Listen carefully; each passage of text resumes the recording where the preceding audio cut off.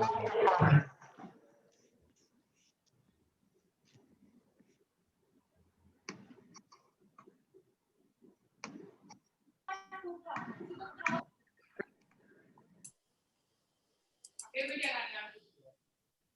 we good, Yash? Yeah, good to go. It's 7 o'clock. Okay. So Vikas, we'll get started then. Vikas, are you good to get started? So you want to give it a couple of minutes? Yeah, we can give it a couple of minutes. Sure. People will be joining in by the minute. We can give it, we can give it 2 minutes to start the recording. So good evening, everyone, and welcome to this special Carnegie Mellon Mumbai interview with Vikas Choudhury, who's a president at Reliance Jio and partner at Pivot Ventures. My name is Aashay Doshi. I'll be hosting the interview today. I'm a 2019 MBA grad, along with Yash Rajan, who will be running Q&A, and Rekha Koita, who is the head of the CMU Mumbai Alumni Association. Before we start, I'd like to invite Rekha to say a few words of welcome to Vikas, as well as all our guests who joined us today. Rekha. Thank you, Aashay. And first of all, thank you very much, Vikas, for joining us today and taking. I think it's going to be, I'm sure it's going to be a very interesting session for our audience. So thank you very much. We really appreciate you taking out this time. And a warm welcome to all our, all our audience, all the viewers who have joined today. This is our, another one of our speaker series events. And I think this time we've again got a very dynamic speaker, Vikas Choudhury, he is the president of Reliance Jio, which itself, says a lot. But I think his role at Pivot Ventures is something, again, which we'll be talking about a lot in detail. And I think the topic we're going to cover today is very interesting about innovations in a disruptive economy. And I think we should just, hand it over now to Aashay and Vikas for moving this forward. Thank you. Thank you, Rekha, and welcome again, Vikas. Today's interview is not only special because Zomato IPO'd yesterday, but India is also truly in a unique position to be the world's third largest startup and venture capital hub, and it's made possible due to visionaries like Vikas. India is also going through an organization of the unorganized sectors. The telecom sector, for example, used to be a scarce commodity, which was expensive for the masses, which has now become an affordable bare necessity, as well as retail. Retail is also 90% unorganized in India, but there are startups and venture capital that's targeting the $700 billion opportunity. To the last year, in a pandemic year, India had $10 billion of VC investments, and we have 53 unicorns on the whole. And folks like Vikas are the ones who make it possible. Vikas is one of India's first venture capitalists who has 30 plus investments in companies that are now worth more than $10 billion. That include 2 unicorns, which is InMobi and Myntra, who we all know, and 2 IPOs, Policy Bazaar and Nazara. Previously, he was also MD of EMEA Inc., where he built an e-commerce loyalty program platform and sold it to Reliance Jio. Now, Vikas, we also have the Pittsburgh connection because you got your MBA at University of Pittsburgh and Carnegie Mellon's just down the road. So I want to extend a heartiest welcome to you from our guests, which are a mix of alumni and students from the top schools, investors, startup founders, and industrialists. So Vikas, welcome you to say a few words of welcome before we get started. Thanks, Aashay, for putting this together. Thanks, CMU, for having me. It's a pleasure and an honor to be here and to have everybody sort of join virtually, which is the new norm and enables us to really get together at short notice, if you will. So this is great. Look forward to spending the hour talking to you a little bit about what I've done, and hopefully we can exchange some ideas at the back of that. This is as much a learning experience for me as well. So thank you for having me. Thank you, Vikas. And before we get started, I'll just go the format real quick for our audience. There's going to be approximately 40 minutes of me interviewing Vikas on the topic of disruptions and business models of the new economy. One big disclaimer is that Vikas will not be speaking about or answering any questions related to Reliance or Reliance Jio, as per the rule. So I'd welcome the audience to put in your Q&A in the chat box, but nothing related to Geo or Reliance, only the topic at hand. Because we can get started. So, you having built, invested in, and sold multiple companies, the most recent one to Reliance Geo. I want to know off the bat, like what is currently that most excites you about the retail sector, the telecom or e-commerce sector in India today? Sure. Let me reiterate the disclaimer. All the views are mine and personal and not to do with my employer, Reliance or Geo. I think what is exciting about this space today is that, digital has really come of age for the first real time, if you will, in India. So if you look at about 5 years ago, which was the first or second avatar of the venture capital industry spawning startups, you all had all of really 50 million smartphone users, data users, all of that. You fast forward that, sort of 4 years pre-pandemic, and you were hitting to close to 500 people who were on 4G online, access to data. And then you fast forward that today, pretty much people spending almost, of course, 8-9 hours a day on their mobile phone or laptops. So digital is no longer, that thing that you did on the side. It is now, one firm tool in your box that you can't live without. And I think that is a tectonic shift in the opportunity curve that will present itself for India.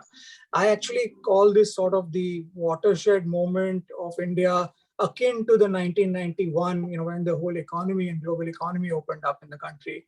And I think this is going to be as big as that. Life is never going to be the same again.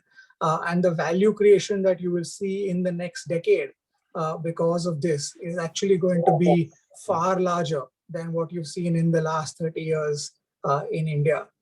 So clearly very, very exciting. India has always had a history of leapfrogging. As you know, if you just take mobile phones, right, we went from 40 million landlines all the way to 1 billion mobile phones, right? And we've done that again and again, from having, no identification to having, 1 billion people on Aadhar, and I can keep talking about stuff like that. So I think the leapfrogging of, what I call zero to hero is something that really works well in our country. And that's what's happening now. And finally, I think, some of these examples, which is democratization of access, right? The fact that every rural, population, whether it's a farmer or whether it's a blue collar worker, in the urban city today is, living off a mobile phone where they have affordable data and talking to you on WhatsApp and watching videos on YouTube. Right. So that's democratization of data, right? They couldn't afford this 5 years ago. It wasn't made affordable for that matter. If you look at Aadhar, you can now go open a bank account in 5 minutes without visiting a branch, without signing a single paper. And that's going to be the onboarding norm for anything. And finally, UPI, right? From having only 20 million credit card holders in the country, you're now looking at over 200 million people exchanging, micro payments real time at par from their mobile phones. So this access is what, to my mind, is extremely exciting for the country. And that's what I'm looking forward to, sort of changing almost the dynamics in every industry that's possible in India. That's absolutely correct. And your comment on zero to hero is very true, because India largely missed the manufacturing boom. And now we have jumped and leapfrogged into the AI and data boom. So hopefully, that turns the hero for us. So, moving on to the venture capital and investment scenario in India. As I mentioned up top, there were $10 billion invested in a pandemic year in Indian startup companies. We have 53 unicorns in total. We added 16 unicorns just this year. So how do you see the business models changing for the different sectors? India is a country where return off capital is harder than return on capital. So what are the changes that you're seeing in the sectors that excite you the most? So, I think one of the biggest changes that you're seeing in startup India today is the reality of exits, right? So venture capital has been around in its meaningful form since about 2006-7, although the first VCs came into India in 99-2000. So sort of we've reached what I call sort of 4.0. Every 5 years you go through a sort of a cycle, right? And the reality of this cycle is that this is sort of paying back for all of the last 10 years. So the biggest change is that IPOs you're seeing with unprecedented valuations, that you were referring to. People could not even ever think of these numbers in the past. New economies, a lot of debate on whether the valuations are correct. And when you're fundamentally looking at and sitting at old economy companies that are much smaller in size, although much larger in footprint, acquisitions across the board, which was again very new for India. All the conglomerates, Jio has bought over 20 companies. Tata's have now bought 2-3 large companies. So you're seeing a lot of that happening. You're also seeing a lot of mid-market exits where smaller companies are being bought out, for their teams, for their technology, for their access by other companies. So I think that's, to my mind, is one of the biggest changes that has happened in the country. Therefore, the evolution of the industry is where we are now looking at 2x founders, right? What we mean by that is that almost everybody you look at now who's starting companies has either been a founder before or has worked in a startup. So they understand this entire game and this cycle, right? So they're no longer learning with you. They've burnt their fingers before in some form or the other, or made tons of money and are excited about really changing the world, which is the great place and a great goal to have. The funding is 5 times what used to ever be in the past. I remember when I started angel investing in 2006-7, a crore was our largest angel round, right? And now $1 million is an average angel round, right? So you're looking at us, not just 5x but 7x change 7x, in funding, which essentially gives you more runway to build quicker, fail faster, learn more, make adaptations to your business models. And finally, the scale is about 10x. Your addressable population, as you say, in the country today, right? If you got 10 million users, which is a crore users in India, 5-7 years ago, any e-commerce company got 10 million users, unique or not. It was celebrated, with cake and champagne. And today, you're easily looking at 100 million users across over 20-30 products in the country. That tells a story about the long tail of India. And I think that is something which is not very obvious to everybody who's looking at it from the outside.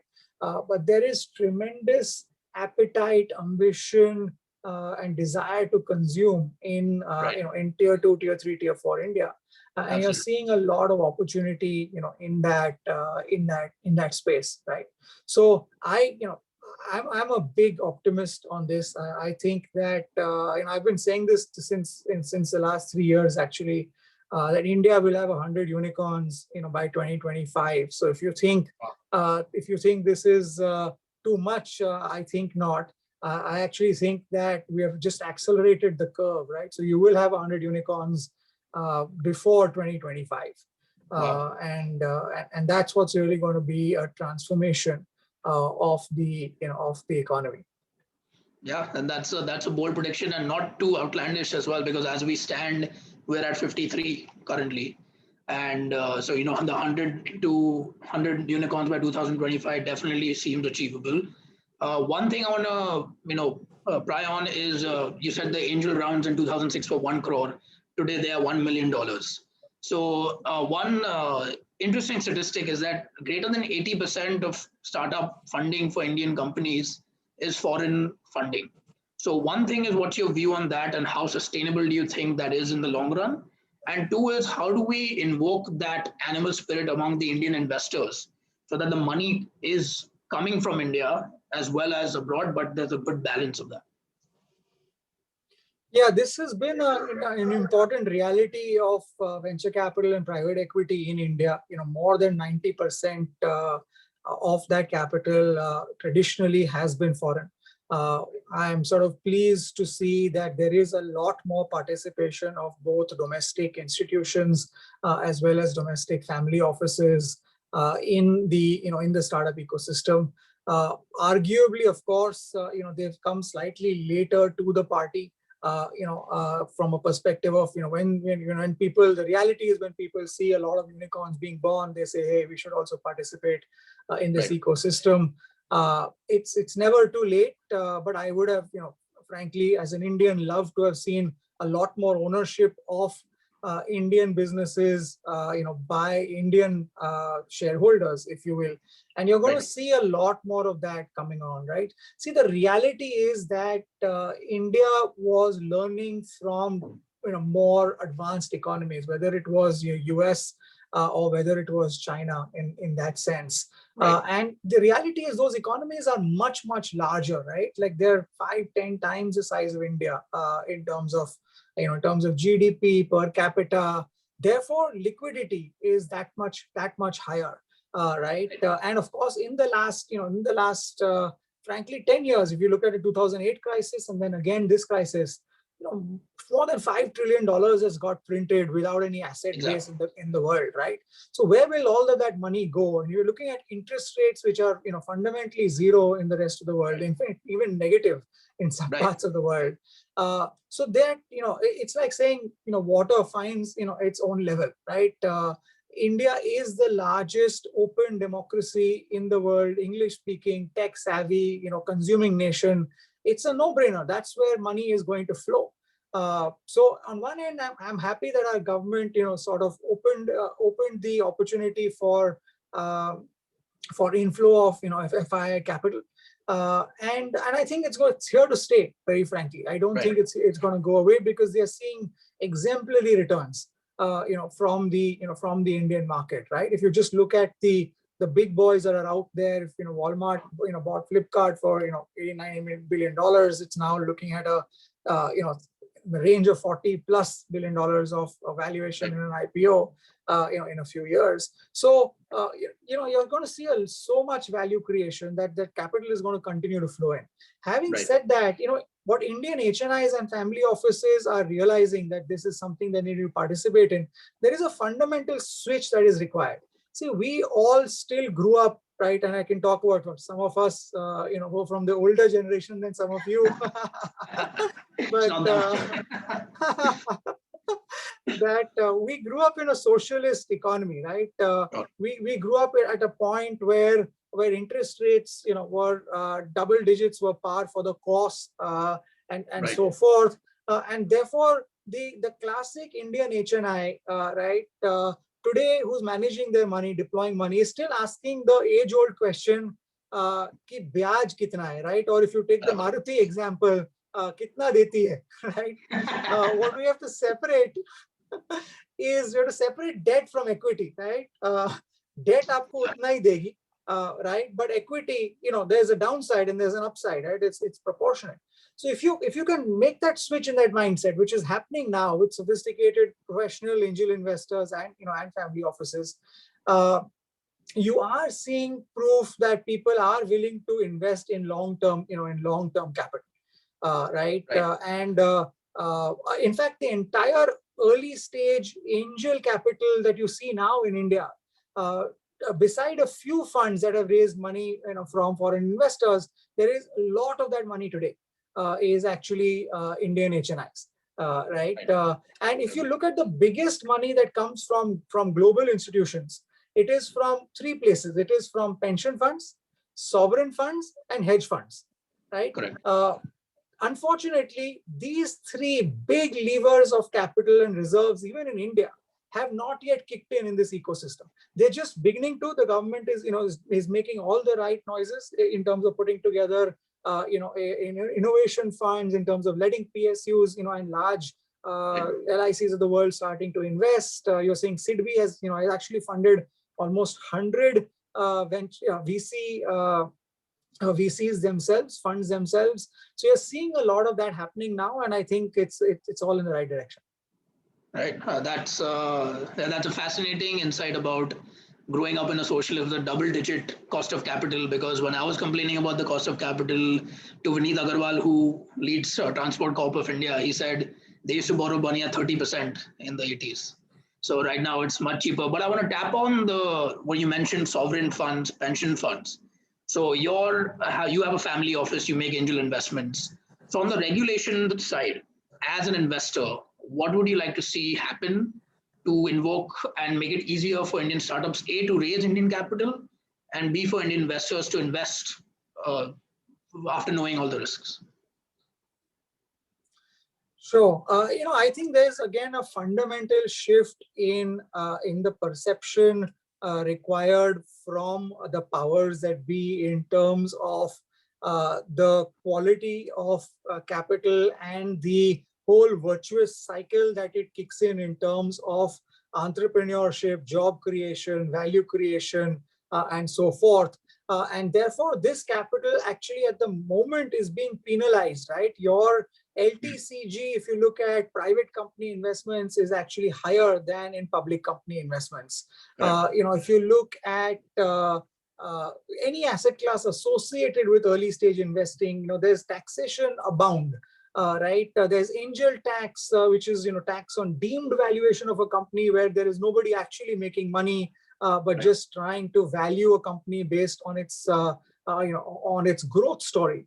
You need to understand that you have to actually foster ease of doing business and not make it sort of very difficult for you to do business, or to invest money.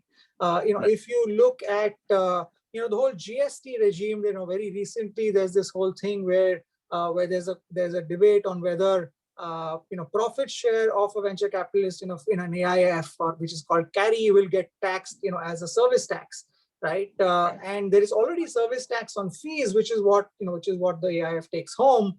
The profit is truly a profit at the end of doing a life cycle of a business, which is 8 or 10 years, right? Should that be subject to service tax? Right. It's like, do you want to and can you create right the SEZ equivalent of capital for venture investments in India? That's how I think we need to look at this business, and therefore look at all of these taxation elements, look at all the structuring, right? So obviously the AIF Act sort of was born about 10 years ago, which has been phenomenal in terms of, today over 700 AIFs in the country. Right. But it's still not easy to form an AIF fund, right? The restrictions, the governance, the process, the cost, all of that have a very, very small sort of window opportunity for people who really have it. Versus in the US, you can start an LLC corporation, take money from 10 people, and invest tomorrow, right? So I think we'll get there. I think it's maturity of the economy, if you will, and the asset class. But those are the kinds of things that I need to do, that I think we need to do as a country. And finally, I think we are seeing all of this huge growth in SaaS platforms, right? My desire would be that the government should just buy a SaaS platform, one of these unicorns, and say, hey, this guy will power ease of doing business in India. Come here, one window, 5 clicks, you start a business. 5 clicks, you start a venture fund, right? 5 clicks, you invest in a business. It's doable, right? It's very easily doable, and I think the government can actually participate in private equity that way. Absolutely. Yeah, and we are fortunate that we are taking the strides forward, but a lot to be done, as you mentioned, with GST involving the pension fund. One thing, Vikas, I want to touch on, because of these regulations and how relatively tougher it is for investment. I was reading an interview by Sandeep Bichchandani, who said there are around 700 to 1,000 startups in India that have changed their domicile to different countries to escape some of these laws and regulations. And the estimate of the loss to our country is around 17 lakh crore. So what are your views? Obviously, regulation is one end. What are your views on data protection and IP protection? Because if the company is not Indian, the data and IP is not Indian either, and you're not reaping the benefits. Only the users and only the users are coming from India. So what's your take on that? Yeah, I think it's a real problem. I agree with Sanjeev on this. There is a lot of Delaware corporations, Singapore corporations, essentially for two reasons. It's one is ease of doing business, as we spoke about. The second is a lot of foreign capital, and therefore the ease of norms, of governance of that capital, taxation treaties, and so forth. And I do hope that we can reverse this trend sooner, rather than later, so that again you're sort of capturing the the entire value in India, if you will. What's really happened in this in this whole space, if you look at it, is that uh, the whole data IP piece, I think what the government has talked about, saying you need to have Indian data in India, is not very different, frankly, from a lot of localization that's happening around the world, because the internet, and the world has become so global in that sense, that you do want to keep sensitive data closer to you. Because there is significant cyber fraud which is out there, and you don't want to expose sort of, these are almost intangible borders, global, intangible national borders. And I don't, and I completely subscribe, right? Mr. Ambani also says that, look, you need to keep your data of your country in your country. And I subscribe to that view, right? I think that's something that we own, we create, and we should monetize. And in fact, not just the institutions, but the consumer should have rights on their own data. And they should use their data. They should say, where is that data actually being used, who's using it, and I should participate in that, in that value creation if somebody is benefiting from my data. So I think it's I think that's part of the problem, not really fully the problem, if you will. It's and I think as you see more and more of this maturing, there are enough startups, both entrepreneurs as well as investors, who are saying that, look, we will prioritize India, investing in India companies. Right. Yeah, and that's a very valid point, and something that all of us to keep a note of. One thing I wanted to touch on, Vikas, was that you mentioned that Indian users also and Indians also want to participate in the value creation of data. When do you see us becoming, as a market, not just general like user base number metrics that Uber is losing money on every ride in India, so is Ola. So like you're getting that user number base for your company, but also contributing to the annual recurring revenue. When will Indian consumers be that contributing factor, not just of user growth or the user base, but also on actual spend? Yeah, I think you have to realize that the pricing for most of these products, number one, need to be adapted to the Indian market, right? Because India is really a market of the masses. It is that whole 2, 3, 400 million, as we call it, the middle India, and now of course the smartphone India, that is the big consuming class, and you have to understand that the per capita, really sitting out there, we've done a lot of work on this space.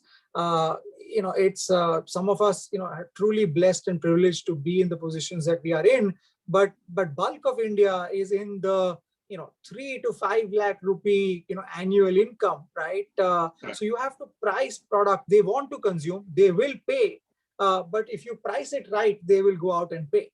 And I think a lot of companies today are understanding and realizing that. So even the Netflix of the world, sort of the epitome of video on demand, it has come out with an Indian pricing for only in India for only mobile phone users, right? Which is less than a third of their pricing, which is for TVs that large you and I consumers might consume. So I think that's one, and you're seeing that, right? You're seeing subscriptions go through the roof. Indians are now willing to pay for content. Right. So you have seen that go up in the last year significantly, which was a little bit of a niggler in the past. The second thing that you're seeing is advertising revenues grow significantly and move towards digital, right? So you're now looking at more than 20-25% of advertising in India. Over $2 billion that's now gone digital, and I think that's going to be a huge, fast change that's happening. If you see, the daily hunts of the world, that's where news is being consumed. They have 200 million users, over 1,000 crores of revenue on advertising. And people are paying for it, right? Institutions are paying for it, consumers are paying for it, right, in some form or the other. Uh, and and finally, you need this approach of this whole sachet pricing, right, which we learned from the FMCG world, right? How did Unilever scale in India? They did a phenomenal job of saying, look, tier 2 India might not buy a 100 rupee shampoo bottle, but they will buy a 1 rupee shampoo sachet, which they will, supposed to be one use, but they'll take 3 uses out of it, right? They'll squeeze it out. And I think that's what I think the Indian entrepreneur today understands, that is giving you that kind of pricing, and you will see that grow significantly. The average value of every transaction in India, if you see e-commerce, if you see food delivery, if you see content subscriptions, all of that is going up, right? So the ARPU, as we call it, the average revenue per user, is going up. And in the last couple of years, and you're seeing that testament that it's no longer true that that Indians, the adage that Indians are cheap, they don't pay. I don't subscribe to that, right? If I can talk close to home, Jio has built a 10 billion ARR business on 400 million consumers at at 130 plus rupee ARPU, right, per month. That's it. And I think that's what's happening to the startup ecosystem as well. Absolutely. And sincere thanks for building that ecosystem for Geo in India, because that's truly transformed the world. Because our, folks, staff and household working at home now have Geo, they're ordering from Flipkart, and the social mobility is phenomenal. So thanks for all your work there. Before we move to the next section, which is learning from the new economy and business models of the future, I just want to direct everyone to the Q&A box. Please keep putting in your questions. We will get to the Q&A in around 15 minutes or so. And then you can ask Vikas your questions directly. So Vikas, when it comes to learning from the new economy, so you are a veteran of angel investing. So how should one look at angel investing, particularly in India? And what are your learnings from your investments in InMobi and Myntra that went on to become unicorns, and Policy Bazaar that went on to become an IPO? I think what's really important to understand is that this is a truly alternative asset class, which means it doesn't look like, smell like, have the rules like of classic asset classes. And there are 2 or 3 core differentiators between this asset class and the other. Number one, it's patient capital. It's something that you have to put in and forget for 10 years, right? So most people, in our country have been used to, as we've talked about, double-digit returns from the safest, of investments. And therefore, it's very hard for people to look at saying that I will get no return for 5 to 10 years. But that's the reality of, you have to put in the money and forget about it. Right, it's almost like a piggy bank is the way you should think about it, right? Yeah. In that sense, the second piece is that it's a rocky road, right? For everybody, and I'm sure a lot of us here on this call have built businesses over the years. No business is a straight line, right? The businesses will always go through ups and downs in their lives. You will be often written off, and then you will come back with a bang, right, and so forth. And that's the reality that I've seen, from all the businesses I've invested in. If you just look at InMobi, if I take an example, it started off with a very different business model. It started off as a classifieds marketplace, right, on SMS, and then pivoted to an advertising exchange, and then has pivoted 5-7 years later again. From that to being a SaaS player on one side and a B2C mobile product, right, on the other side. There's many times where they questioned their existence. kudos to Naveen to having pulled that off through all of those dark days. That's the reality. You have to just sit there and wait, right? And he's now on the road, to an IPO himself this year. One of the other mega ones that should happen. So I think you have to be able to just bet on the entrepreneur. So it's a very, very entrepreneur-led asset class. So again, as we say, some of this is I'm deliberately using sort of Indian euphemisms. Aadmi ka parak hona chahiye. You have to be able to figure out, will this guy make it, right? And it's not easy to figure that one out, right? No astrology will tell you that, but kundli nikalo. Exactly. But I think that's what I would sort of implore you to spend a lot of time with the entrepreneur. Don't do this because a lot of people do this because wo kar raha hai, I put in the money. It's great dinner party conversation. It's very expensive dinner party conversation, right? You need to build a portfolio. That's the last thing I'll tell you. You need to build a portfolio. A lot of people do 2 investments and then they stop and then we say, we'll see what happens. They did those investments because somebody else was doing it. And I would never do that, right? Would you buy 2 stocks in a stock market and stop your portfolio at that? You wouldn't, right? If you wouldn't do that there, why are you doing that here? Right? So I would say try to understand the space, try to follow the leaders, try to get into funds. I would also, frankly, for whatever it's worth, it's a very large market, very difficult to identify. It's almost like it's the smaller of the small cap, right? If you don't do small cap because you don't get it, how are you doing smaller the small cap? Stock picking is very hard in this business, right? So I would say build a portfolio along with a bunch of funds. And that's really where you would be able to participate in this asset class effectively.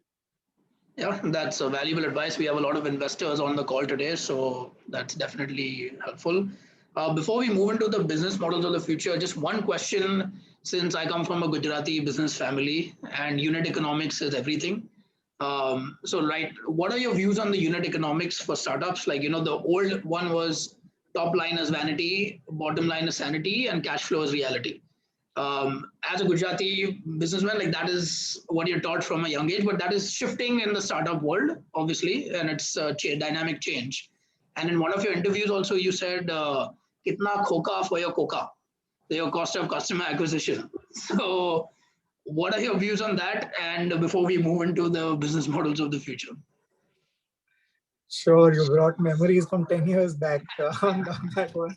Coca has now become CAC, but I think there is a coexistence of new business models and old business models that is going to continue to thrive in the economy, right? I don't think there's any black and white.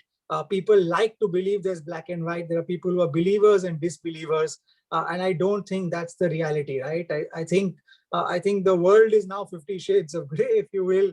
Right, and there are different rules for the different business models. So while fundamentally the entire old economy used to value bottom lines and cash flows because it was all driven by investments in fixed assets, right? Your value was fundamentally your fixed book value, right?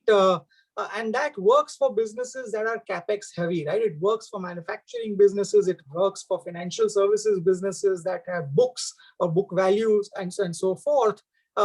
But it doesn't work for new economy businesses, right? There is no fixed asset, right? I don't own anything when I build a new economy business. So how will you actually value that using the same metrics? So it's apples and oranges. People, are following the wrong metrics for the wrong business. 80%, let me also tell you this, 80% of the market cap of NASDAQ companies today, and especially, the top 20 companies that we all talk about, the FANGs of the world, is based on intangible assets. It is not based on their fixed or tangible assets. 80% of their market cap, right? And their value. So you have to understand that market cap. What is that about? That's about consumers. That's about stickiness. That's about data. That's about monetization on that data. That is about cross-selling and upselling. That's about IP, right? That's about having a view on the future, about having capital to deploy in R&D.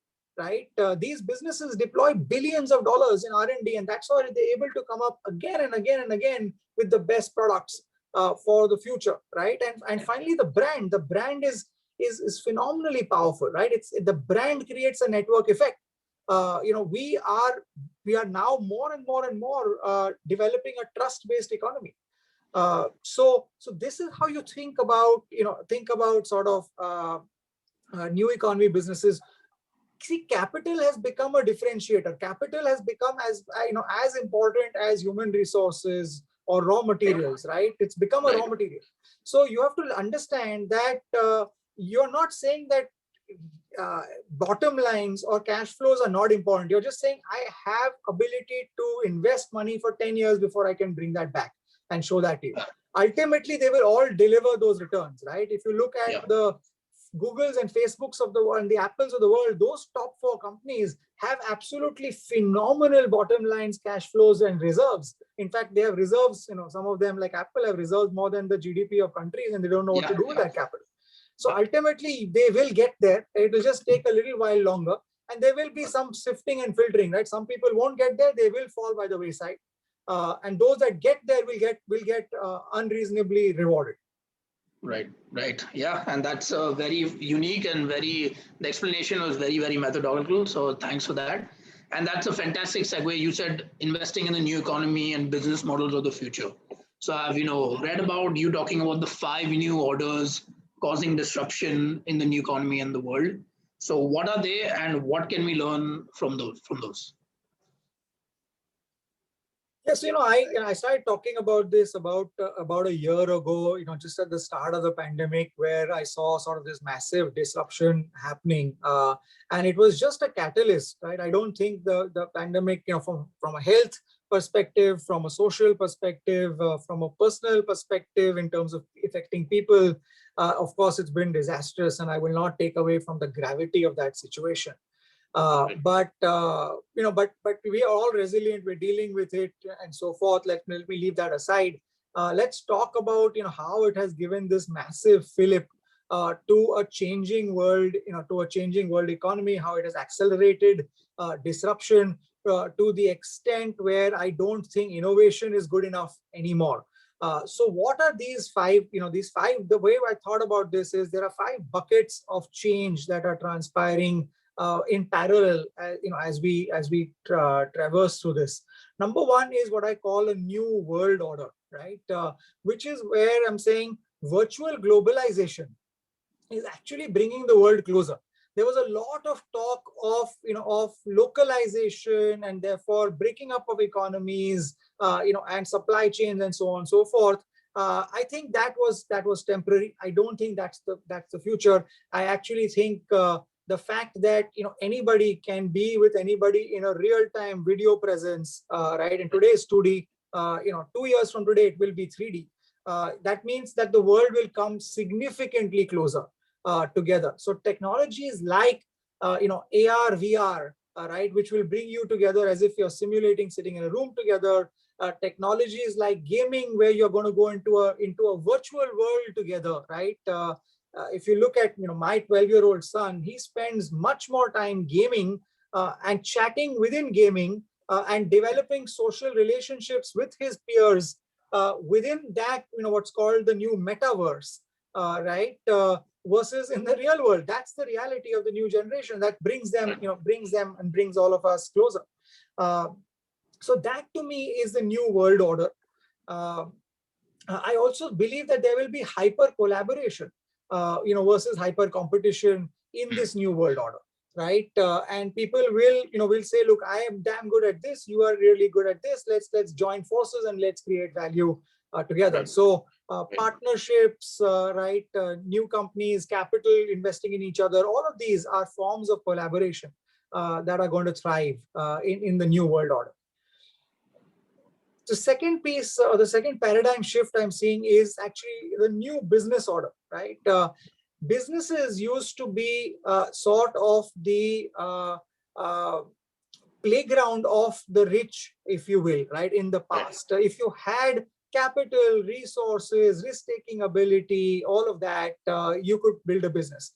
Today, with actually access to services, any tool that a Fortune 500 company, forget even an Indian 500 company, has, any entrepreneur coming out of school today has access to in an affordable manner, right? So whether I want to launch an e-commerce business, I can sign up to an Amazon cloud. I can go take a Shopify account and and create a catalog. I can go work with drop shipping companies who will pick up and drop my products for me. I can go to a payment provider who will just charge me a fee once I actually when people pay through integration on the website. I can start businesses, right, through all of these services that are now available to me on a pay-as-you-go model, which is now popularly called software as a service, right? And that I think has really revolutionized the new business world. And therefore, everybody can not just dream but start a business, take a crack at it. And if you fail, you can fail early, you can fail fast, and that's actually will teach you a lot more, frankly, right, than success. So if you just look at, a simple example, if you look at companies, the way value is being created, a website called Wix.com, Israeli startup, got listed on the NASDAQ, right? Has built over 100 million websites. Started off at under $1 billion. Today, valued at over $10-12 billion. I've not even checked the latest market cap. Right, because it simply gives you an ability to in 3 clicks build a website. And frankly, my son did this over the weekend for himself. Right, so it's incredibly valuable what it can do for for business, right? And then information is sort of the second tool that is now available to you 100% free of charge in your living room. You no longer need to go to, frankly, whether it's Pittsburgh or whether it's Boston or New York, to all the Ivy Leagues, to actually go out and say that I've become as smart and got those degrees. They will continue to be valuable for different reasons, but all of those courses, I don't know if you know, but you can almost take every course that a Harvard, MIT, Stanford puts out free of charge, on your laptop, right?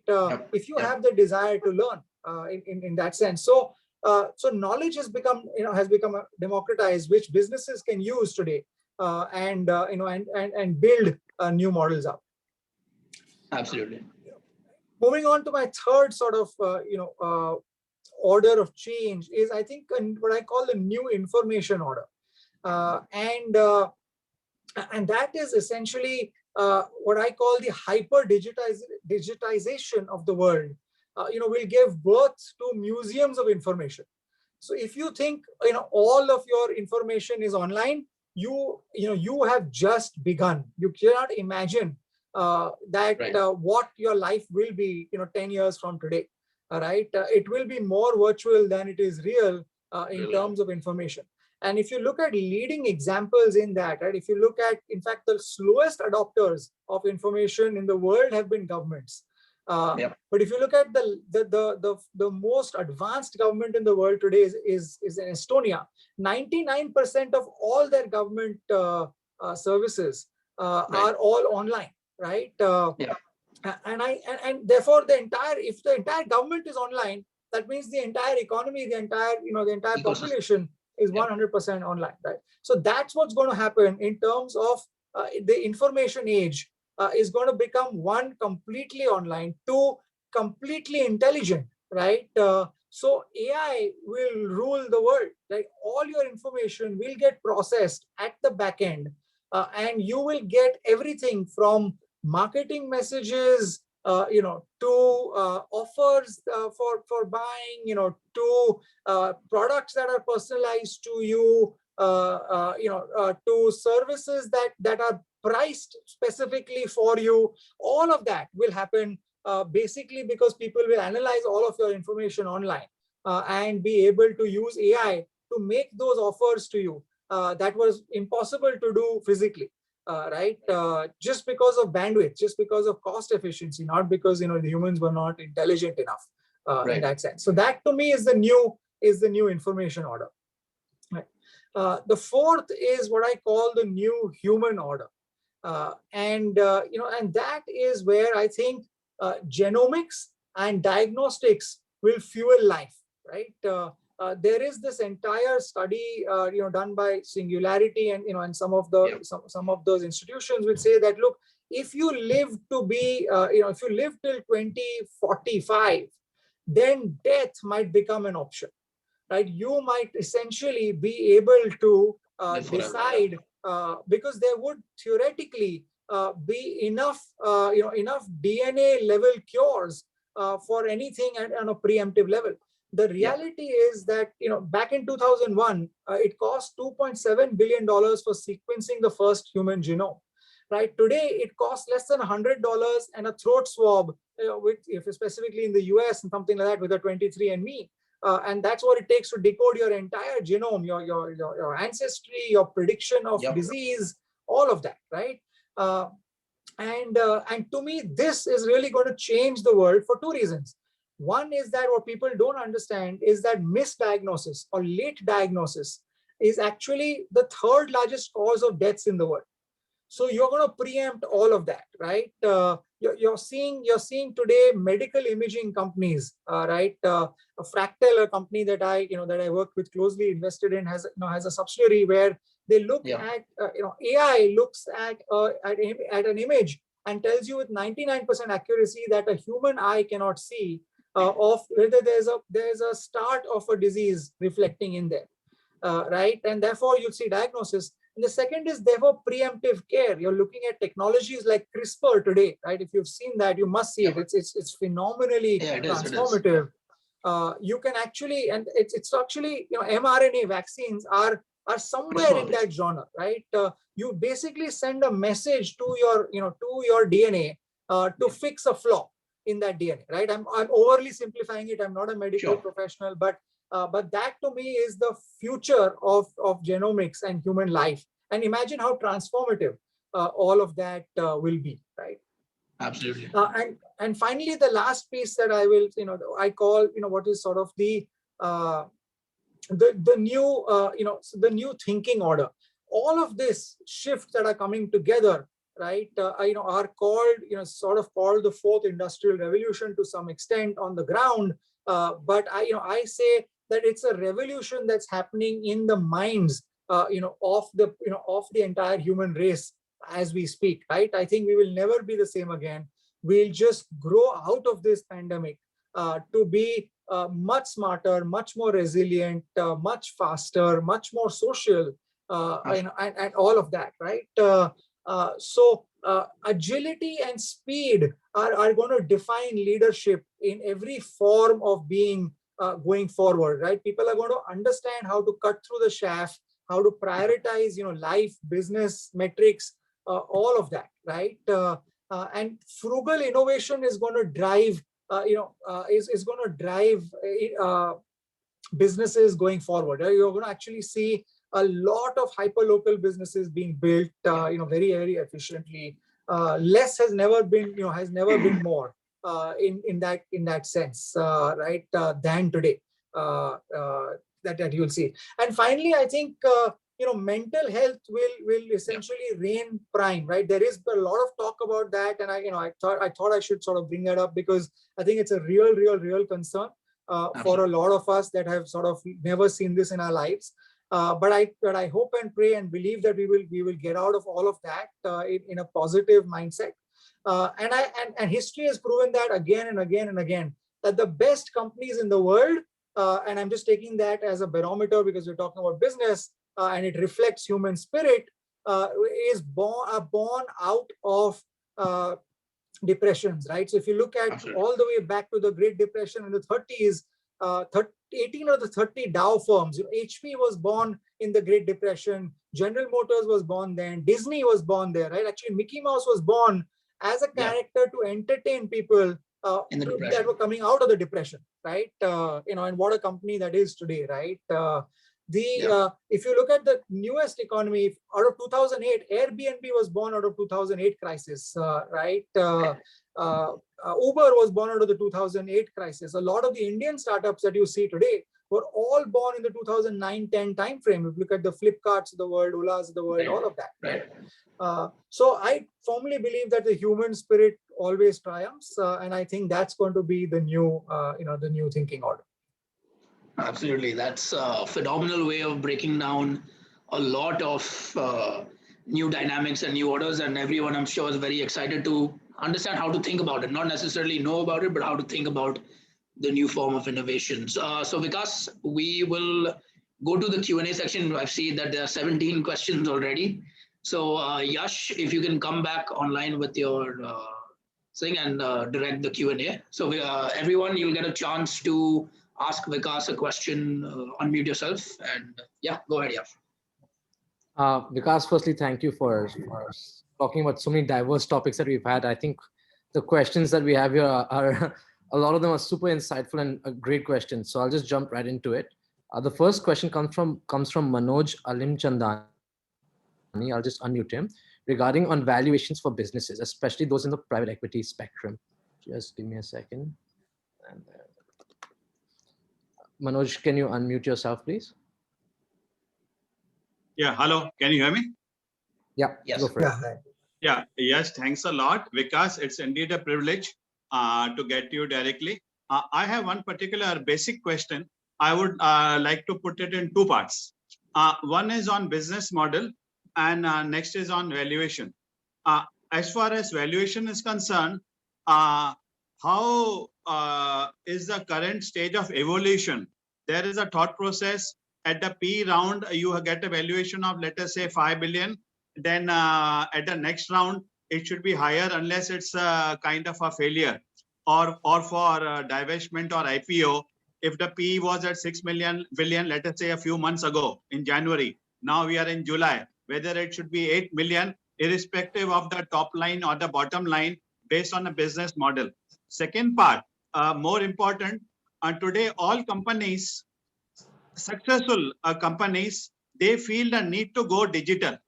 Digital is a front end where you can reach out globally, and the current business has to be geared up to connect digitally and have a multiplier and also do a proper cost re-engineering.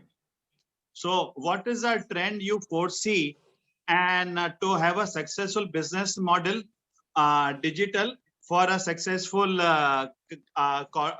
company, and also the valuation part, if you can address that. So I'll address the second piece first, which is, it's going digital, frankly, is A, not an option, B, not an option that you cannot exercise, and B, you have to just follow common sense, right? I don't think it is some, it is some animal that you can't see and that you can't understand and that you can't sort of work with. It's too generic, frankly, a question, and therefore I'll give you a little bit of a generic answer. But what you need to do is get a few people in your business that understand natively digital, right? Basically, hire people who are below the age of 30, if you will. They understand natively digital. Second is everything that you can do manually. Ask a question very simply. Go and say, can I automate this? Is there a tool for this? Right? You will find a tool for almost anything and everything that's possible out there today. And the third is that don't be afraid to experiment and invest in digital tools. Right? I think gone are the days where all of a lot of the SMEs in India used to use pirated copies of software. I think that's over. Don't use that mindset. If you go and buy a bunch of software on a pay-as-you-go model, you will be able to automatically understand how you can digitize large parts of your business. And it's very simple, whether it is workflow management inside the company or whether it is reaching out to consumers and your customers outside the company. All of that today, frankly, you're sitting at home, your businesses are working, it is digital, right? Even WhatsApp is probably the easiest way to go digital in that sense. Talking about your second question, I don't think, while it looks like newspapers report saying, PEs have increased valuations every few months, and it doesn't seem like that makes no sense. I can assure you that the managers sitting out there in the private equity firms, are amongst the smartest people you have in the country.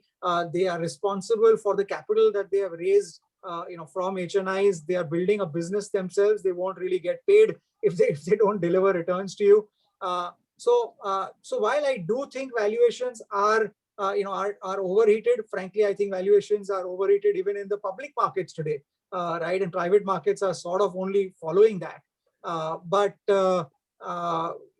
what's happening in the VCPE world is you are looking at month-on-month double-digit growth, not year-on-year double-digit growth. So you will not know that. The paper might not report that, but we as investors are seeing that, right? So if I see a company growing at 20, 30, 40% month-on-month, the company will be, double its value in 3 to 6 months from today, right? It's simply growth on customers, earnings, whatever it might be. The second is that people are understanding that valuations have always been DCF growth valuations. The difference now is that there are newer valuation techniques like multiples, and there are now established multiples of why if you have an ability to demonstrate significant growth over the next 10 years, which is shifts in trends and human behavior, which you can't demonstrate in the next 1 or 2 years because of cash flow, you move into multiples. And so people are valuing businesses on growth multiples. And the minute a company unlocks that values and shows you that value, you will see that the PE is understanding and giving them, it's basically giving you, 2, 3, 4 year forward valuation instead of giving you 1 year forward valuation. That's fundamentally what's happening. Great. Thank you very much. All right. Thanks, Manoj. I'll just move on to the next question. It comes from Professor Sundar Kekre, who is part of our prestigious CMU group.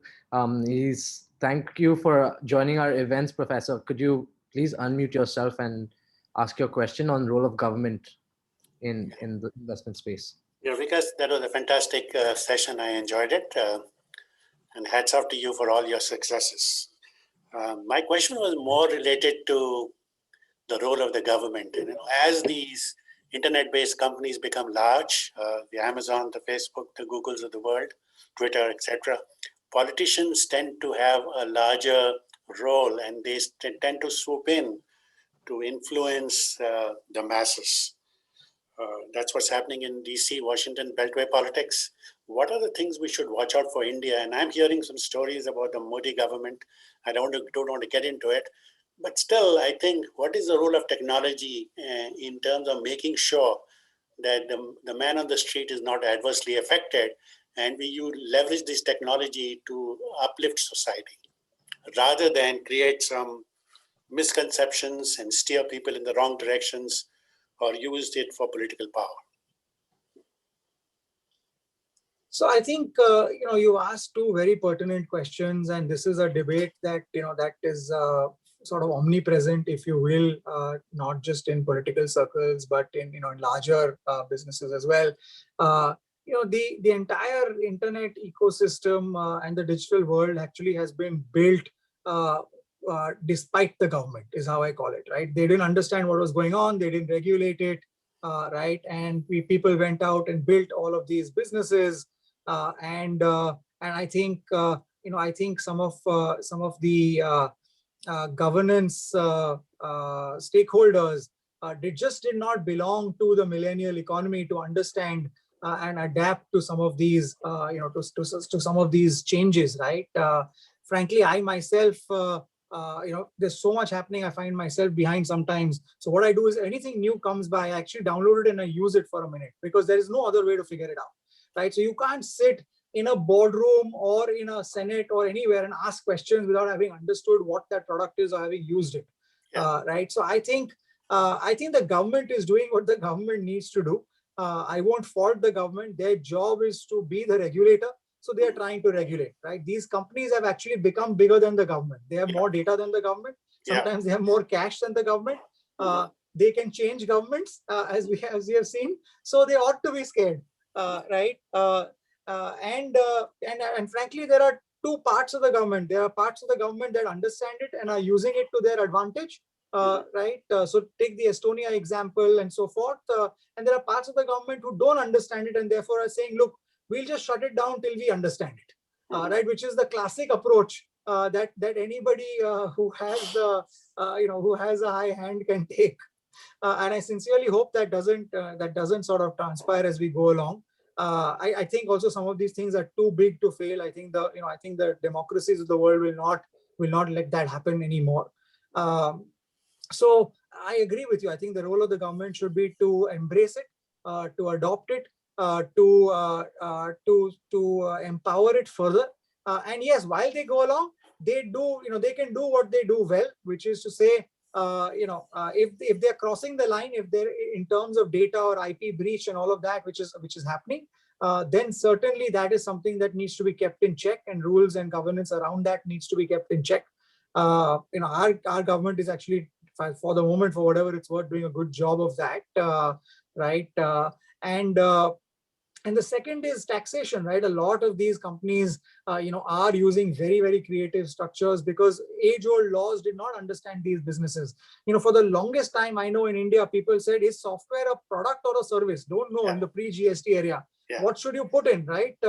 So if you can fundamentally regulate some of this so that you can participate, and the government wants to participate, right, in the party. So put in now norms that are reasonable to participate in that and gain from that economy, and then I think that's fine.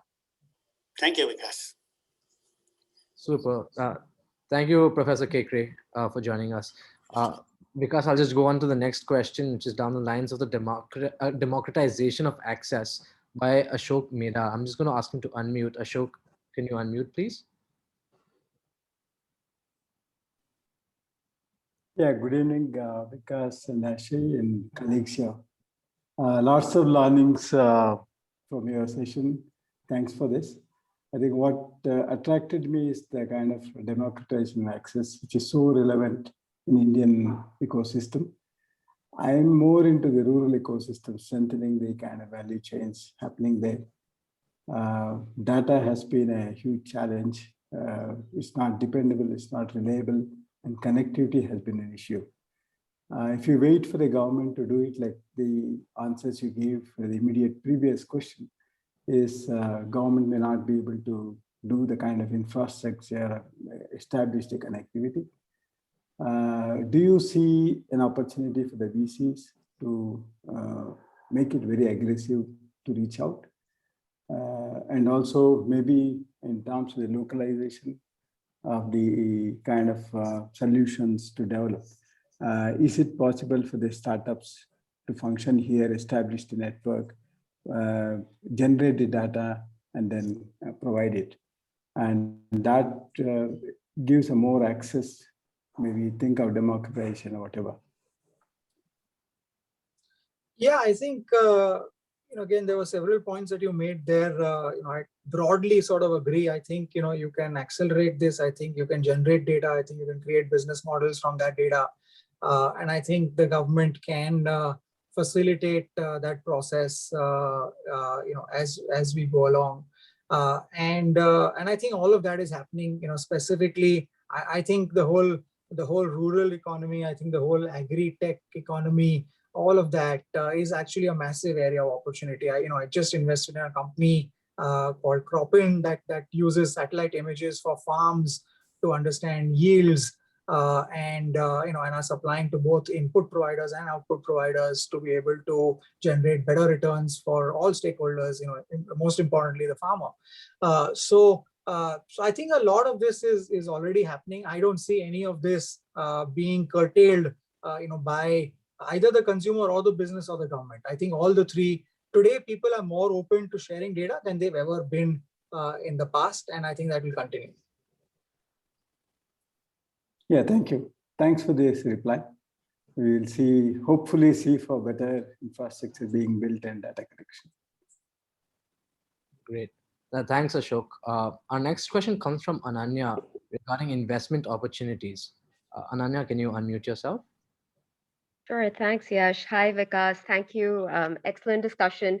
A quick question, my end. I'm an early stage startup investor, and I was curious to know if there are any sectors that are traditionally overlooked or undervalued by VCs, the so-called non-hot sectors that excite you enormously. I'll tell you the sectors that do excite me. It's if you say non-VC sectors, it's a bit hard. It's a bit counterintuitive because I think as angel investors, you have to bet on companies that are able to raise larger sums of capital to be able to have a larger runway. In terms of building scalable businesses, right? I think none of us want to fund small lifestyle businesses in that sense as professional angels. So it becomes imperative for you to raise more capital. Therefore, you have to look at what VCs are doing and do it sooner than them, right? In that sense. Having said that, obviously the areas that are hot, edutech, fintech, health tech, are ones that I continue to like a lot, not because of tech, not because of VCs, but because I fundamentally believe that core areas of opportunity like education and health in our country are broken, and they will go through a massive metamorphosis. And therefore, you can actually make a play in anything to do with these areas.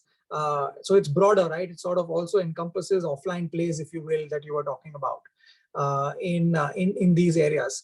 The second area that I like is the whole sort of direct to consumer economy, right?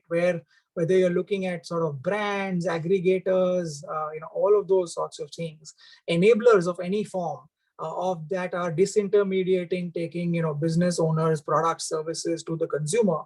Are going to be big opportunities, right? So B2B, which has not been as hot as sort of B2C in the past, I think is going to be very interesting, going forward. And finally, I think applications of AI. So not AI software. I think not AI stacks. I think that's deep tech is a bit hard for India. I actually love deep tech. I think there are very, very few people that understand deep tech. Frankly, I don't myself, because you have to be able to understand whether this technology is sustainable or not in the future by going into code. But I think deep tech and therefore creating base foundations of AI and therefore then applications of that AI using that are going to be very interesting models of the future.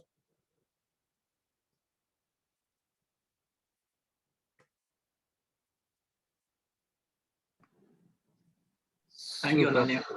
Thank you, Ananya. Our next question comes in from Varun regarding fintech ecosystem. Sorry, Varun, can you unmute yourself? Yeah, Vikas, thank you so much. Very fascinating discussion. You covered a whole range of topics, which is of interest to all of us. And since you've been an investor and you've seen and you referred to UPI, Aadhar, you've seen the whole fintech ecosystem develop. Just wanted your views on, what you find as the most attractive. I know you referred to it in Ananya's answer, but what do you find most attractive within the fintech ecosystem? Because sometimes I worry with all the data privacy issues and what customers are signing up in terms of giving away their, data on their mobile phones, and a lot of the lending models are based on that. But just I know it's a very long topic, but your 100,000-foot view on what are the broad attractive areas within fintech? Sure.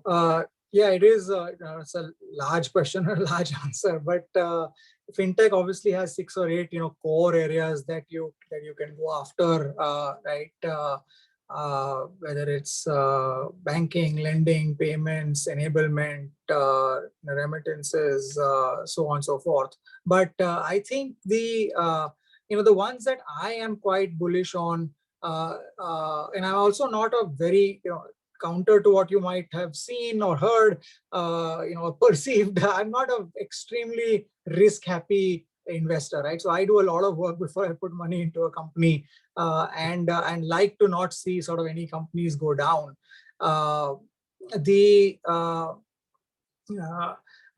What I like in fintech is the enablers, right? All the enablers of fintech, I think are going to be very, very interesting, sort of going forward. So B2B2C models, if you will, right? I'll give you an example. Invested in this company called SignZ through a through a fund that I'm a investor and advisor and an investee member of. What they do is they do onboarding KYC for all fintech companies, right? In India and now starting to go around the world, which means that whether it's your Aadhar, whether it's your photograph, whether it's your signature, whether it's it's verifying your PAN number, civil score, they do all of that within a fraction of seconds that typically banks used to take 3 days to open a bank account for you to do and come back to you. So I think a lot of models, just giving that as one example, there are lots and lots of models like that where they are enabling fintech. Right, there's another company that I invested in called InstaCred, which is actually providing a platform that connects merchants, connects banks, and connects consumers to give you real-time credit, which is buy now, pay later credit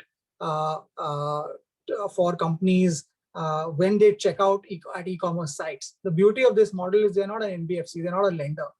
They are simply a platform that let's say, for example, an HDFC bank and say that, hey, you're my CASA customer already. Guess what? If you're just buying something from Flipkart, basis your data that I already have in real time, nanosecond, I will approve a loan of 10,000 rupees for you to buy this phone. Right. So these are the kinds of companies I like a lot in that sense, number one. Number two, I think lending, very controversial, very large opportunity in India. India is one of the lowest credit penetration countries in the world. Right. In that sense, you could not get a bank loan with less than 3 years of profitability. You could not list in the country with less than 3 years of profitability. All that is changing. But I think it's still so far away, right, from the steady state. I think there'll be 10x growth in lending in India. So I like lending a lot. Very hard to do. Very, very hard to do, to be able to understand how to underwrite risk. I think there aren't too many people who get that in the country. I don't think there's enough data. And you're obviously lending to people that are underbanked or new to credit in that sense, as we call it, right? So it's a long way to go. But again, I'll give you an example. A company I invested in called Jai Kisan. What they do is, they actually give credit to the farmer by either doing bill discounting from their buyer who would buy their produce at the end of the year, or financing their raw material by actually again doing it through the raw material supplier. That lets the farmer go through one whole season and cycle and lets them pay. Right. So I think there are innovative lending models that help you sort of measure your risk and go at it, that I'm quite fond of. Great. Thank you, Vikas, for that. Vikas, what we'll do is, again, I know we're overshooting time, so thanks for your extra time. We'll bring Rekha on now to say a vote of thanks. And if you have a few more minutes after that, we can just get to a couple of more questions and cut it at 8:30 sharp. Is that okay? Sure. Go for it. Thank you, Aashay. Thank you, Vikas. It was really a very interesting talk. I think very insightful and very practical and down to earth. I think starting from the zero to hero, which I think itself was a good way to start. And I think building upon that theme, I really kind of found it very, very insightful. And I'm sure our audience did too. So thank you so much for your time and also for extending, extending the session till 8:30. That's, I think, a great value because people are able to answer, get their questions answered. So thank you so much, Vikas. And I'd also like to take this opportunity to thank Aashay and Yash for being there and hosting the session. Thanks a lot, Aashay and Yash. We're very fortunate to have this wonderful team of volunteers at Mumbai. So thank you. And thank you to the audience, of course, for being, being with us today. And I hope you've enjoyed the session as much as we have. And as much as we've enjoyed hosting you. So thank you. And Aashay, just give it back to you and Yash to continue with the questions. Thanks. Thank you, Rekha. Thank you. Thanks, Rekha. Thanks, Aashay. And Vikas, thank you for staying on. I know it's been a long session, but this is really helpful. And I think our audience has loved it so far. Our next question comes in from Yash Mandavewala. Yash, can you unmute yourself, please? Hello.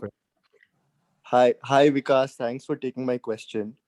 So the proliferation of 4G networks really enabled many new business models, right? Audio, video streaming, gaming, e-commerce, all of this stuff just would not have been possible in India without 4G.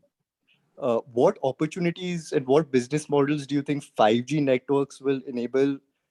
That's one. And do you think 4G is actually good enough for the vast majority of Indian users? I mean, I don't really need faster speeds to stream on YouTube, right?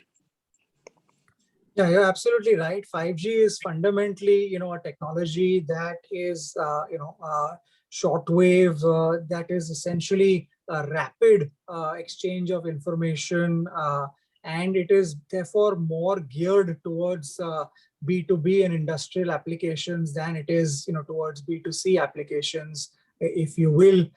That's where it's going to have the maximum impact. You're going to see 5G essentially. Change the landscape of sort of IoT driven businesses, manufacturing, mobility, all of those sorts of things in the world. Every electronic sort of gadget that you will have, will sort of benefit from that sort of technology that is able to exchange data really, really quickly. From a consumer standpoint, you're absolutely right. 4G can give you speeds of of up to 20 megs per minute, and I don't think you need anything more than that to stream video.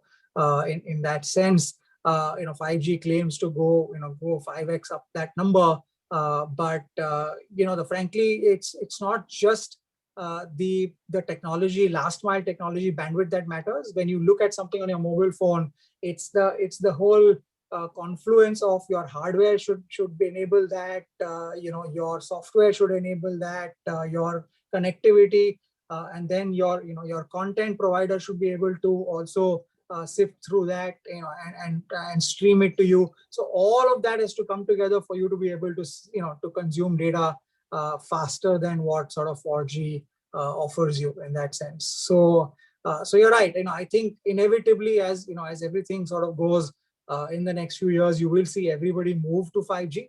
But I think the biggest shift has been from 3G to 4G. And 5G will be more incremental and not as dramatic as 3G to 4G. Super. Thanks, Yash, and thanks for the great response, Vikas. Very insightful, especially when we're talking about moving from 3G to 4G, and also just general access to get access to the internet and being online for the rest of the economy. Our next question actually comes from Shrikant, who speaks a little bit towards the goods, but more relatively also the bads of what's happening with the big tech firms. Shrikant, can you unmute yourself, please? Hi, Vikas. Yeah, so my question has been specifically, see, we're all talking about businesses with practically no assets and all that, so which is creating a fundamentally new dimension of valuation, looking at 5 years, 7-year horizon from an investor point of view. But I think, are we not already seeing cases of where probably business groups with governments, with the certain CEOs of organizations or kind of a thing, trying to already kind of run down ideologies kind of a thing and all that. So I think which could probably even destabilize nations or communities and all that. It was few years before we were talking about something called the democratization of the global governance model kind of a thing, which is, so I'm saying leaving aside the political class, don't you think that some kind of a control also has to happen on this? Or do you think it is not a relevant question at all? If I understand your question, I think it is it's an extension of what we spoke about, saying, should there be governance of big tech in general, right? I think I talked about that. I think there needs to be sort of a balanced approach. You continue to let them, grow and thrive, Although what the regulator does in terms of preventing monopolies, making sure that the larger sort of fiscal system of the government and the economy benefits from the taxation, and data privacy. I think these are things that they should continue to certainly oversee, but I don't think they should be regulated beyond that. Okay. Super. Thanks again, Shrikant. Thank you for your question. Thank you. I'll actually have a question of my own, Vikas, if you don't mind me asking. Looking at newer and younger investors who are getting into this ball game right now, a lot of thought is on how to invest your money more strategically, right? Like you had mentioned earlier in the call, how people have to diversify and invest in not just one or two companies, but at least 5, 7, 10. Towards that, do you think it's more relevant for younger investors to think more about industries that they're familiar with, or kind of expand their horizons? Any particular thoughts towards that? I think that by process of natural selection, you will gravitate towards companies and industries that you understand. I don't think it's a bad thing. I think specialization is a good thing because you can evaluate it with more understanding of that space than anything else. If someone presents sort of a biotech opportunity to me, I don't know how to look at it. I can't say that I have any understanding of how I will decide to invest in it. So I tend to only look at things that I understand, that I have operated in, that I can add value to. There are enough adjacencies of businesses that you understand that you can invest in, right? So maybe if you've only been, let's say, an apparel e-commerce seller, that doesn't mean you can only invest in apparel or e-commerce, right? There are enough. You can do enablers, you can do other e-commerce, you can do logistics, which powers e-commerce, because you understand all of those sort of ecosystems. So you should think about your business as an ecosystem, see all the different sort of stakeholders that it touches, and look at it that way. And I think early stage investing is a lot about a gut, right? Kya ye chalega, and that no data can tell you that, right? You can't look at any spreadsheet and say that this is at early stage is going to work and this makes sense. And second, it's really about crystal balling a little bit, right? I think this is what the future of the world will be. So if those two sort of things work for you, I think they'll work for you. Your gut and intuition comes from your experience, right? So that's where I would go more than anything else. No, absolutely. That makes a lot of sense. I did have a follow-up regarding whether if you knew somebody in a new industry, if you were investing in a new industry and you had like some contacts with that industry, are they worth trusting or not? But I think that's a very specific question and may not be the easiest thing to answer. I'll go ahead and ask, I think there are two more questions that we have here. One is by Rajiv Jaisinghani, and I think you've spoken a little bit towards valuations for PE companies, but I'll let him ask the question anyway. Rajiv, can you unmute your mic, please?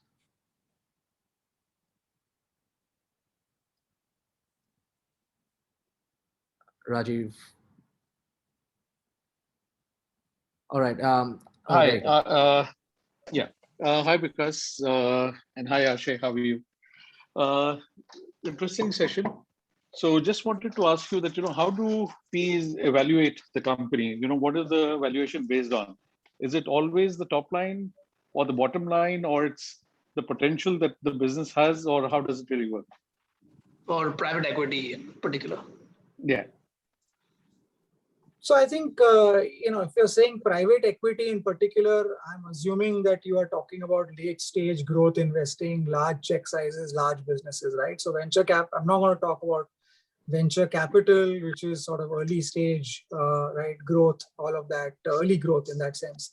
What I'd say the difference between the two is, venture capital valuation is more an art, and private equity valuation is a little more of a science. In reality, both are combinations of each other, but there is enough data to look at in private equity, right? So if you looked at traditional valuation, it's no different. If you look at private equity, they are looking at the old metrics, which is top line, bottom line, margins, growth, customers, ability to upsell, cross-sell, cost of sales, all of those areas, right? So you look at all those levers, which are different sort of P&L lines, and then project it out. The difference is you don't project anything in steady state anymore, right? What we were taught in business school, saying, valuation, you put everything and you have a terminal value, and everything sits there at a steady state growth rate. I think that, that whole thing is out of the door, right? Because you need to change your metrics within your P&L sort of almost every quarter. That's what's happening with new economy businesses. But they're looking at that, and they're also looking at new age metrics, right? Because they are also still willing to fund companies that might not yet have made money, right? Which is the classic rhetoric you always hear. They are willing to bet on the fact that there are X customers, but the value, but the ecosystem is still 10x in size. That each customer is buying a certain amount today, but the share of wallet is much smaller than what it can be. That unit economics, very importantly, of that doesn't work today because economies of scale have not yet kicked in, and that they will kick in as you go along and as they grow. So some of those bets, I think private equities players are also factoring in when they are going into some of these new economy businesses. And arguably, the latter half of those metrics are actually as important, if not more important, than the than the real business old school metrics, if you will. All right, great. Thank you. Thanks. Thanks, Rajiv. It's now 8:32. I do have one last person who has a question, so I'll ask him to unmute. Manish, I'm just going to ask you to unmute and ask your question. It's more regarding GeoKisan. So I'm going to stop you at that. So we will. Okay. One, it's 8:32. I don't talk about Geo in this. So okay. So great. I think we'll close it out. Thank you.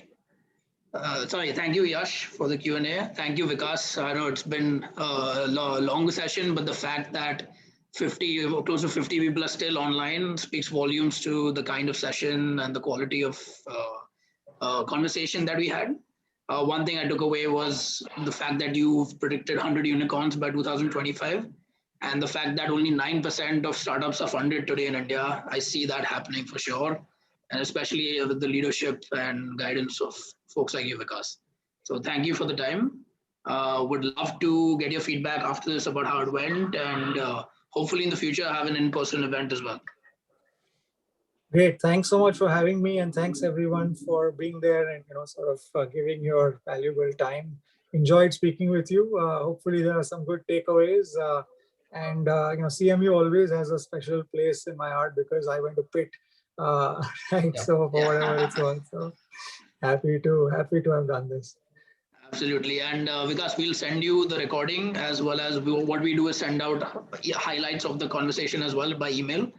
So we'll send that to you along with feedback that we get. And if you have any feedback, would love to have that as well. All right, great.